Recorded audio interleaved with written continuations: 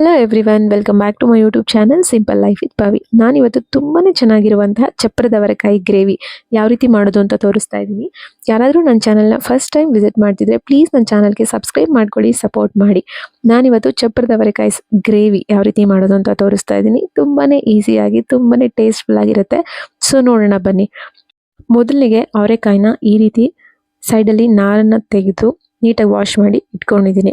ಇವಾಗ ಮಸಾಲೆನ ರೆಡಿ ಮಾಡ್ಕೊತೀನಿ. ನಾನಿಲ್ಲಿ 1 ಗೆಡ್ಡೆ ಬೆಳ್ಳುಳ್ಳಿನ ಬಿಡಿಸಿ ಹಾಕೊತಾ ಇದ್ದೀನಿ. ಸ್ವಲ್ಪ ಒಂದು ಅರ್ಧ ಇಂಚು ಶುಂಠಿನ ಹಾಕೊತಾ ಇದ್ದೀನಿ, ಸಣ್ಣದಾಗಿ ಕಟ್ ಮಾಡಿ.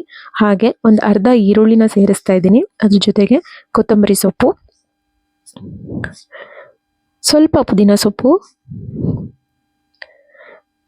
ಸ್ವಲ್ಪ ತೆಂಗಿನಕಾಯಿ ತುರಿನ ಸೇರಿಸ್ತಾ ಇದ್ದೀನಿ. ನಾನಿಲ್ಲಿ ಒಂದು 1/4 ಓಳು ತೆಂಗಿನಕಾಯಿನ ತಗೊಂಡಿದ್ದೀನಿ ಗ್ರೇವಿಗೋಸ್ಕರ.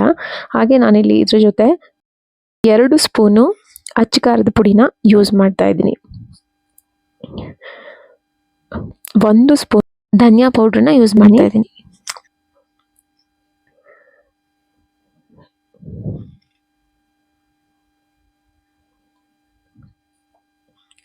ಒಂದು 1/4 ಟೀ ಸ್ಪೂನ್ ನಾನಿಲ್ಲಿ ಅರಿಶಿನ ಪೌಡ್ರನ್ನ ಕೂಡ ಯೂಸ್ ಮಾಡ್ತಾ ಇದ್ದೀನಿ. ಹಾಗೆ 1 ಸ್ಪೂನು ಹುರ್ಗಡ್ಲಿನ ಹಾಕೊತಾ ಇದ್ದೀನಿ. ಇವಾಗ ಈ ರೀತಿ ಮಸಾಲ ರೆಡಿ ಆಗಿದೆ. ಯಾವ ರೀತಿ ಮಾಡೋದು ಅಂತ ನೋಡೋಣ ಬನ್ನಿ. ಕುಕ್ಕರ್ನ ಬಿಸಿ ಮಾಡೋದಕ್ಕೆ ಅಂತ ಇಟ್ಟಿದ್ದೀನಿ. 1 ಟೊಮೆಟೊ ಹಾಗೆ 1 ಈರುಳ್ಳಿನ ಕಟ್ ಮಾಡಿ ಇಟ್ಕೊಂಡಿದ್ದೀನಿ.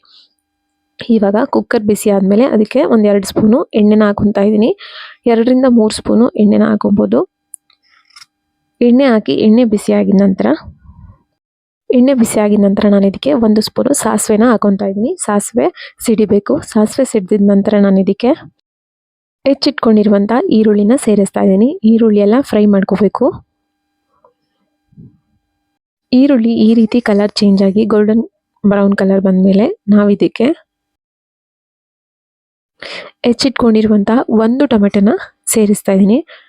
ಟೊಮೆಟೊನು ಕೂಡ ನೀಟಾಗಿ ಸಾಫ್ಟ್ ಆಗಬೇಕು. ಆ ರೀತಿ ನಾವು ಫ್ರೈ ಮಾಡ್ಕೋಬೇಕು. ಎಣ್ಣೆ ಸೆಪ್ರೇಟ್ ಆಗಬೇಕು.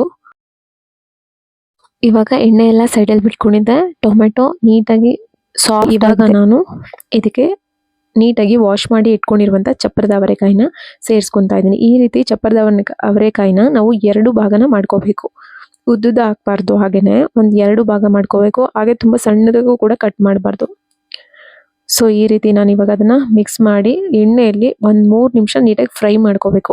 ಅದು ಟೇಸ್ಟ್ ತುಂಬ ಚೆನ್ನಾಗಿರುತ್ತೆ. ಕೆಲವೊಬ್ರು ಮಸಾಲೆನ ಫಸ್ಟ್ ಹಾಕಿ ಆಮೇಲೆ ಕೂಡ ಇದನ್ನು ಹಾಕ್ತಾರೆ. ಬಟ್ ಇದರಲ್ಲಿರುವಂಥ ಹಸಿ ವಾಸನೆ ಎಲ್ಲ ಹೋಗ್ಬೇಕು. ಸೊ ಅದಕ್ಕೋಸ್ಕರ ಎಣ್ಣೆಯಲ್ಲಿ 1-2 ನಿಮಿಷ ಫ್ರೈ ಮಾಡೋದ್ರಿಂದ ತುಂಬಾ ಚೆನ್ನಾಗಿ ಬರುತ್ತೆ ಟೇಸ್ಟು. ಸೊ ಇವಾಗ ಈ ರೀತಿ ಫ್ರೈ ಮಾಡ್ಕೊತಾ ಇದ್ದೀನಿ. ಇದು ಹಸಿ ವಾಸನೆ ಹೋಗಿದ ನಂತರ ನಾನು ಇದಕ್ಕೆ ರುಬ್ಬಿಟ್ಕೊಂಡಿರುವಂಥ ಮಸಾಲೆನ ಸೇರಿಸ್ತಾ ಇದ್ದೀನಿ. ನೀವು ಇದನ್ನು ಸಾಂಬಾರ್ ಕನ್ಸಿಸ್ಟೆನ್ಸಿಗೂ ಕೂಡ ಮಾಡ್ಕೊಬೋದು. ಇದೇ ಪ್ರೊಸೀಜರಲ್ಲಿ ತುಂಬಾ ಚೆನ್ನಾಗಿರುತ್ತೆ. ಅಥವಾ ನೀವು ಚಪಾತಿ, ದೋಸೆ ಈ ರೀತಿ ಯೂಸ್ ಮಾಡ್ಕೊತಾ ಇದ್ದೀರಾ ಅದಕ್ಕೆ ಅಂತಂದರೆ ನೀವು ಗ್ರೇವಿ ಟೈಪ್ ಕೂಡ ಮಾಡ್ಕೊಬೋದು. ಸೊ ಇವಾಗ ನಾನು ಈ ರೀತಿ ಮಸಾಲೆನಲ್ಲೇ ಹಾಗೆ ನೀರು ಹಾಕ್ಕೊಂಡಿಲ್ಲ, 1-2-3 ನಿಮಿಷ ಫ್ರೈ ಮಾಡ್ಕೋತೀನಿ. ಮಸಾಲೆನೂ ಕೂಡ ನಾವು ಹಸಿ ಮಸಾಲೆನೇ ಯೂಸ್ ಮಾಡೋದ್ರಿಂದ ಅದು ಕೂಡ ಸ್ವಲ್ಪ ಹಸಿ ವಾಸನೆ ಹೋಗಬೇಕು. ಇವಾಗ ನಾನು ಇದಕ್ಕೆ ಎಷ್ಟು ನೀರು ಬೇಕು ಅಷ್ಟು ಕನ್ಸಿಸ್ಟೆನ್ಸಿ ನೋಡಿಕೊಂಡು ನಾನು ನೀರನ್ನು ಸೇರಿಸ್ಕೊತಾ ಇದ್ದೀನಿ. ಸೊ ಇವಾಗ ನಾನು ಗ್ರೇವಿ ಟೈಪ್ ಮಾಡ್ಕೊತಾ ಇರೋದ್ರಿಂದ ಸ್ವಲ್ಪನೇ ನೀರನ್ನ ಬಳಸ್ಕೊಂಡಿದ್ದೀನಿ. ಸೊ ಈಗ ನೀಟಾಗಿ ಮಿಕ್ಸ್ ಮಾಡ್ಕೊತಾ ಇದ್ದೀನಿ. ನಾವು ರುಚಿಗೆ ಎಷ್ಟು ಬೇಕೋ ನೋಡಿಕೊಂಡು ಉಪ್ಪನ್ನು ಸೇರಿಸ್ತಾ ಇದ್ದೀನಿ. ಉಪ್ಪನ್ನು ಸೇರಿಸಿ ನೀಟಾಗಿ ಒಂದೊಳ್ಳೆ ಮಿಕ್ಸ್ನ ಕೊಟ್ಟು ಕುಕ್ಕರ್ ಲಿಡ್ನ ಕ್ಲೋಸ್ ಮಾಡಿ ನಾವು ಒಂದು 3 ವಿಷಲ್ನ ತಗೋಬೇಕು.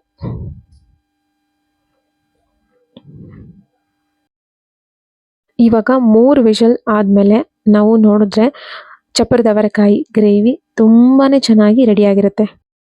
ಸೊ ಇದು ಚಪಾತಿ ಜೊತೆ, ದೋಸೆ ಜೊತೆ, ಹಾಗೆ ರೈಸ್ ಜೊತೆ, ಮುದ್ದೆ ಜೊತೆ ಎಲ್ಲದಕ್ಕೂ ಬೆಸ್ಟ್ ಕಾಂಬಿನೇಷನ್ ಅಂತಲೇ ಹೇಳ್ಬೋದು. ನಾನಿಲ್ಲಿ ನೋಡಿ ಮುದ್ದೆ ಜೊತೆ ಸರ್ವ್ ಮಾಡಿದೆ. ತುಂಬಾ ಸಖತ್ತಾಗಿತ್ತು. ಸೊ ನೀವು ಕೂಡ ಟ್ರೈ ಮಾಡಿ ಹೇಗಿತ್ತು ಅಂತ ನನಗೆ ಕಮೆಂಟ್ ಮಾಡಿ. ಪ್ಲೀಸ್ ನನ್ನ ಚಾನಲ್ಗೆ ಸಬ್ಸ್ಕ್ರೈಬ್ ಮಾಡ್ಕೊಳ್ಳಿ. ವಿಡಿಯೋ ಇಷ್ಟ ಆದರೆ ಲೈಕ್ ಮಾಡಿ. ಹಾಗೆ ಏನೇ ಇದ್ರೂ ಕಮೆಂಟ್ ಮಾಡಿ. Thank you so much.